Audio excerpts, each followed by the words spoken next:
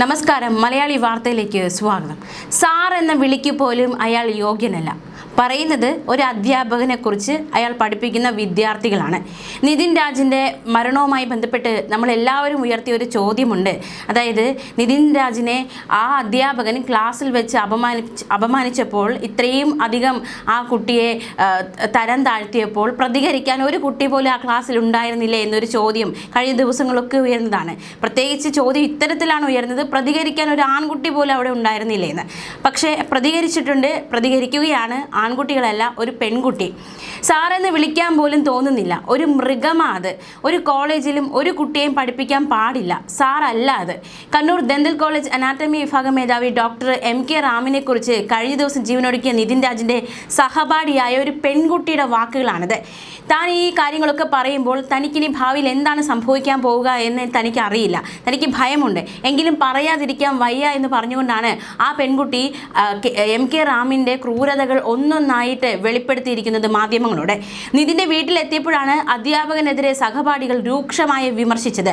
ഭയം കൊണ്ടാണ് ആരും ഒന്നും പുറത്തു പറയാത്തത്. നിതിനെ ടാർഗറ്റ് ചെയ്ത് ഹരാസ് ചെയ്തിരുന്നുവെന്നും പെൺകുട്ടികൾ വെളിപ്പെടുത്തുകയുണ്ടായി മാധ്യമങ്ങളോട്. നിതിൻ്റെ പേപ്പർ എല്ലാവരുടെയും മുന്നിൽ വെച്ച് ഓരോ കുട്ടികളെ കൊണ്ടും വായിപ്പിച്ച് അവനെ വല്ലാതെ ഹറാസ് ചെയ്തു. ക്ലാസ്സിൽ എല്ലാ കുട്ടികളെയും ബോഡി ഷെയ്മിങ് ചെയ്തു. തന്നെ ഫാറ്റി ഗേൾ എന്ന് വിളിക്കും. നിറം കുറവാണെങ്കിൽ കറുത്തിട്ടാണെന്ന് പറയും. നിറം കൂടിയ കുട്ടിയാണെങ്കിൽ ഓ യു ലുക്ക് ലൈക്ക് സിൻഡ്രല്ല എന്നും പറയും. സീനിയേഴ്സിനോടും അങ്ങനെ തന്നെയാണ്. അറ്റൻഡൻസ് കളയുമെന്നാണ് എല്ലാവരുടെയും പേടി. അങ്ങനെ ചെയ്താൽ പരീക്ഷ എഴുതാൻ പറ്റില്ല. ക്ലാസ്സിൽ വന്നാലും ഒന്നും പഠിപ്പിക്കില്ല. മതപരമായ കാര്യങ്ങൾ ക്ലാസ്സിൽ പറയും. ബോഡി ഷെയ്മിങ്, ഇതൊക്കെയാണ് ഇയാളുടെ പ്രധാന തൊഴിൽ. പഠിപ്പിക്കാതെ ചോദ്യം ചോദിക്കും. ഉത്തരം പറഞ്ഞില്ലെങ്കിൽ ഇറക്കി വിടും. 3 മാസം അറ്റൻഡൻസ് ഇല്ലെന്ന് പറയും. പരാതി പറഞ്ഞാലും സാറിന് പ്രശ്നമല്ല. ഞാൻ ഒരാളെ കൊന്നിട്ടുണ്ടെന്ന് സാർ ക്ലാസ്സിൽ പബ്ലിക്കായിട്ട് പറഞ്ഞിട്ടുണ്ട്. പലതവണ പരാതി കൊടുത്തിരുന്നു, എന്നാൽ ഒരു നടപടിയും ഉണ്ടായില്ല. പരാതി കൊടുത്താൽ നിങ്ങൾക്ക് തന്നെയാണ് നഷ്ടമെന്നായിരുന്നു ഭീഷണി. നിതിനെ പലപ്പോഴും മാനസികമായി പീഡിപ്പിച്ചിരുന്നു. അവൻ വിഷമങ്ങളൊക്കെ പറയുമായിരുന്നു. ക്ലാസ്സിൽ നിന്ന് പുറത്താക്കിയപ്പോൾ തന്നെ മാത്രം എന്തിനാണ് ഇങ്ങനെ ടാർഗറ്റ് ചെയ്തതെന്ന് പറഞ്ഞ് വല്ലാതെ വിഷമിച്ചു. കുഴപ്പമില്ലെന്ന് പറഞ്ഞ് ആശ്വസിപ്പിക്കാൻ ശ്രമിച്ചു. കഴിഞ്ഞ ദിവസം ഉച്ചയ്ക്ക് ആഹാരം കഴിക്കാൻ തുടങ്ങുമ്പോഴാണ് നിതിന് അപകടം സംഭവിച്ചു എന്ന് അറിയുന്നത്. എല്ലാവർക്കും വലിയ ഷോക്കായിരുന്നു. എന്ത് ചെയ്യണമെന്ന് അറിയില്ലായിരുന്നു. അതുകൊണ്ടാണ് ആരും വീട്ടിലേക്ക് വരാതിരുന്നതെന്നും സഹപാഠികൾ മാധ്യമങ്ങളോട് കഴിഞ്ഞ ദിവസം പ്രതികരിച്ചു. അവരുടെ ആ പ്രതികരണം, അത് എല്ലാം തുറന്ന് പറയാൻ കാണിച്ച ആ ഒരു ധൈര്യം, അത് വളരെയധികം ശ്രദ്ധേയമാവുകയാണ്. ഈ ഒരു സാഹചര്യത്തിൽ വേണമെങ്കിൽ ഒരു പ്രശ്നം ഉണ്ടാക്കണ്ട, അല്ലെങ്കിൽ ഈ ഒരു സാഹചര്യത്തിൽ ഒന്നും പറയാതിരിക്കുന്നതാണ് നല്ലതെന്ന രീതിയിൽ അവർക്ക് മിണ്ടാതിരിക്കാമായിരുന്നു. പക്ഷേ പ്രതികരിക്കേണ്ടടുത്ത് പ്രതികരിച്ചിരിക്കുകയാണ്. മാത്രമല്ല, നിതിൻ മരിച്ചിട്ടും ഇതൊന്നും ഈ റാമിൻ്റെ പക അടങ്ങിയിട്ടില്ല എന്നാണ് നമുക്ക് അയാളുടെ പ്രതികരണത്തിൽ നിന്ന് മനസ്സിലാക്കാൻ സാധിക്കുന്നത്. മറ്റൊരു വെളിപ്പെടുത്തൽ കൂടി വരുന്നുണ്ട്. ഡോക്ടർ MK റാമിനെതിരെ കൂടുതൽ ഗുരുതരമായ വെളിപ്പെടുത്തലുകളുമായി വിദ്യാർത്ഥികൾ. സഹതാപം പിടിച്ചു പറ്റാനാണ് നിതിൻ ആത്മഹത്യ ചെയ്തതെന്ന് ഡോക്ടർ MK റാം അധിക്ഷേപിച്ച് സംസാരിച്ചുവെന്നാണ് സഹപാഠിയായ മറ്റൊരു പെൺകുട്ടി മാധ്യമങ്ങളോട് വെളിപ്പെടുത്തിയിരിക്കുന്നത്. സ്ലം ഡോഗ് എന്നാണ് നിതിനെ ഇയാൾ വിളിച്ചിരുന്നത്. ഞങ്ങൾ ജോയിൻ ചെയ്ത സമയം മുതൽ ഡോക്ടർ MK റാം എന്നയാളെ സൂക്ഷിക്കണമെന്ന് സീനിയേഴ്സ് പറയുമായിരുന്നു. ഇയാളുടെ ക്ലാസ്സിനെ ഞങ്ങൾ അല്പം പേടിയോടെയാണ് കാത്തിരിക്കുന്നത്. ആദ്യമായി വന്ന ദിവസം ഗീത, ബൈബിൾ, ഖുറാൻ എന്നതിനെക്കുറിച്ച് എന്തൊക്കെയോ പറഞ്ഞു. ഖുറാനെയും മുസ്ലിം കുട്ടികളെ അധിക്ഷേപിച്ച് സംസാരിച്ചിട്ട് അയാൾ പോയി. അന്ന് എന്താണ് നടന്നതെന്ന് ഞങ്ങൾക്ക് മനസ്സിലായില്ല. പിന്നീടുള്ള ദിവസങ്ങളിൽ ഇയാൾ ഇങ്ങനെയാണെന്ന് വ്യക്തമായി. ഞാൻ ഒരാളെ കൊന്നിട്ടുണ്ടെന്ന് ഒരിക്കൽ ഈ സാർ പറഞ്ഞപ്പോൾ തള്ളാണെന്നാണ് കരുതിയത്. പക്ഷേ പിന്നീടുള്ള ദിവസങ്ങളെ പ്രവർത്തികൾ കണ്ടപ്പോൾ അങ്ങനെ എന്തെങ്കിലും സംഭവിച്ചു കാണുമെന്ന് തോന്നാൻ തുടങ്ങി. കാരണം ആ രീതിയിൽ ഒരു സൈക്കോ ആയിരുന്നു അയാൾ.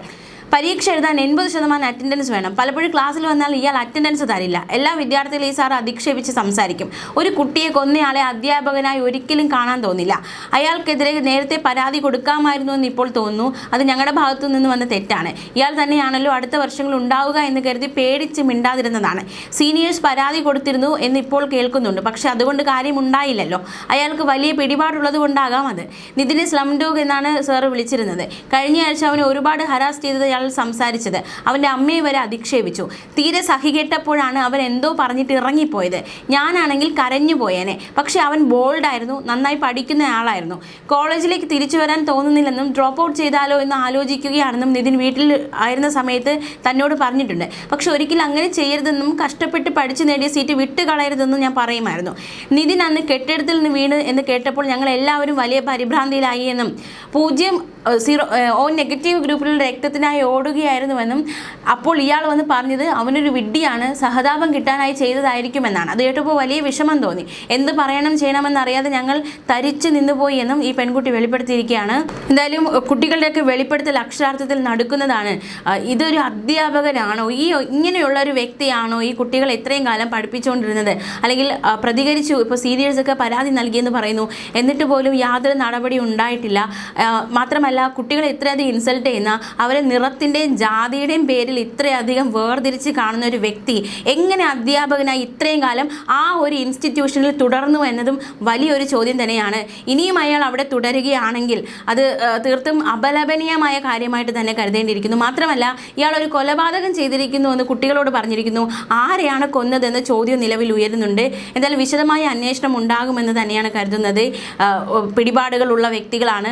അത്തരത്തിൽ യാതൊരു നിയമത്തിൻ്റെ മുന്നിൽ നിന്നും രക്ഷപ്പെടാതിരിക്കട്ടെ എന്നാണ് ഓരോരുത്തരും ഈ സാഹചര്യത്തിൽ ആഗ്രഹിക്കുന്നത്. എന്തായാലും ഈ കാര്യങ്ങളൊക്കെ പുറത്തു പറഞ്ഞ കുട്ടികളുടെ സംരക്ഷണം അല്ലെങ്കിൽ അവരുടെ ഭാവിയെ തടസ്സപ്പെടുത്തുന്ന രീതിയിൽ യാതൊന്നും സംഭവിക്കാതിരിക്കണമെന്ന് തന്നെയാണ് ആഗ്രഹിക്കുന്നത്. അത്തരത്തിൽ തന്നെ ഉണ്ടാകട്ടെ. മാത്രമല്ല ഇനി ഒരു കുട്ടിക്കും ഇത്തരത്തിൽ ഉണ്ടാകാൻ പാടില്ല എന്ന് തന്നെയാണ് ഏവരും ആഗ്രഹിക്കുന്നത്. എന്തായാലും നിതിൻ്റെ കുടുംബം ഇന്ന് DGPയെ കണ്ട് കഴിഞ്ഞ ദിവസം DGPയെ കണ്ട് പരാതി നൽകിയിരുന്നു. വിശദമായ അന്വേഷണം നടത്തി തുടർ നടപടി സ്വീകരിക്കുമെന്നാണ് DGP കുടുംബത്തോട് വ്യക്തമാക്കിയിരിക്കുന്നത്.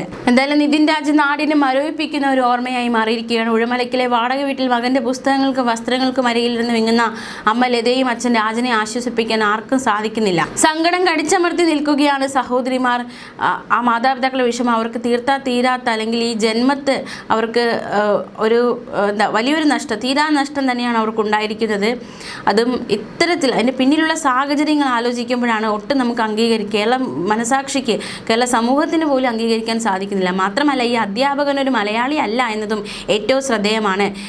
പറഞ്ഞു വരുമ്പോൾ നമുക്കറിയാം ആ വ്യക്തി പുറത്ത് ജില്ലയിലുള്ള ഒരു വ്യക്തിയാണ്. എന്നാൽ ഇയാളെപ്പോലൊരു അധ്യാപകനാണ് കുട്ടികൾ ഇത്രയും കാലം പഠിപ്പിച്ചുകൊണ്ടിരുന്നത് എന്നത് തീർത്തും അപലപനീയമാണ്. കുട്ടികൾ ഓരോന്നോരോന്നായി പറയുമ്പോൾ എന്തൊരു അധ്യാപകനാണ് ഇയാൾ, അധ്യാപകൻ എന്ന വാക്കിന് അർഹനാണോ എന്ന ചോദ്യം പോലും നിലവിൽ ഉയരുന്നുണ്ട്. ന്യൂസ് ഡെസ്ക് മലയാളി വാർത്ത.